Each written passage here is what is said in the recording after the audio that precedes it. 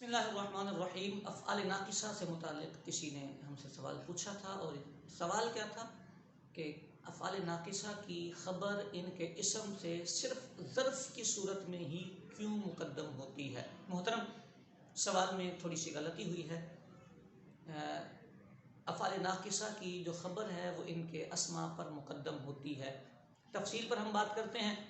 پہلے اب یہ دیکھ لیں کہ یہ افعال ناقصہ ہیں۔ 17 افعال ہوتے ہیں جنہیں افعال ناقصہ کہا جاتا ہے۔ کانا، سارا، اصبح، غلا، باتا، امسا، اضحا، رأى، آدا، آدا، غدا، ما زالا، ما برحا، ما فتیا، من فکا، ما دام، لیس۔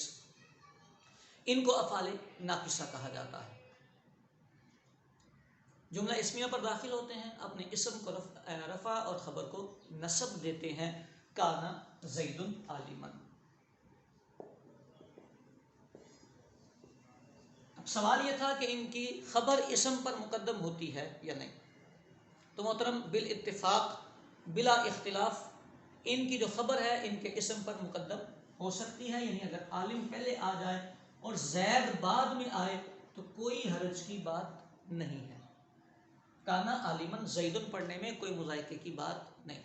سارے افعال میں 17 کے 17 افعال میں یہ بالاتفاق قاعدہ ہے۔ وجہ کیا ہے؟ وجہ یہ ہے کہ فعل عامل قوی ہوتا ہے۔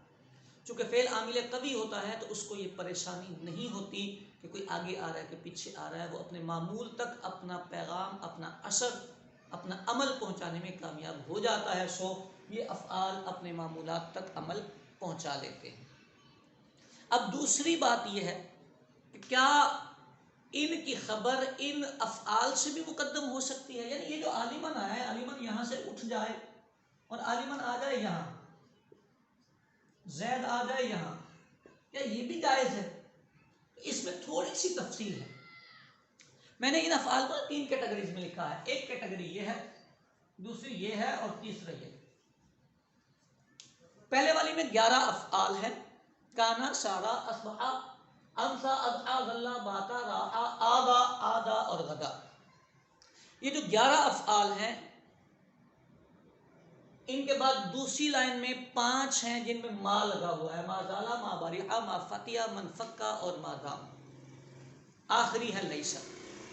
اب سوال یہ ہے کہ کیا ان کی خبر ان فعلوں سے بھی مقدم ہو سکتی ہے؟ لائک دیٹ، عالمن پہلے آیا، کانا پھر، اور زید اس کے بعد۔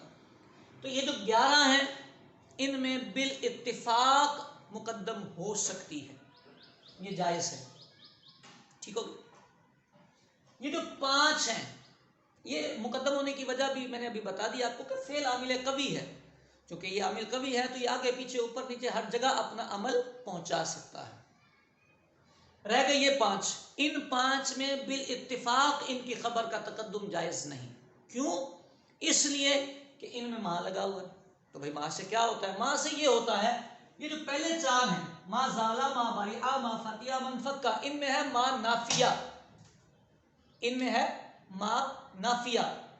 ما نافیہ جو ہے وہ صدارت کا تقاضا کرتا ہے۔ اگر یہاں پر خبر کو مقدم کیا جائے تو اس کی کرسی صدارت کو خطرہ آتا ہے ما کی، لہذا یہ ما بولتا ہے بھائی اگر تو یہاں آئے گا تو میں تجھے نصب نہیں دوں گا، لہذا جو پہلے آئے گا وہ خبر نہیں بنے گا، وہ ان کی خبر پیچھے نہیں آ سکتی۔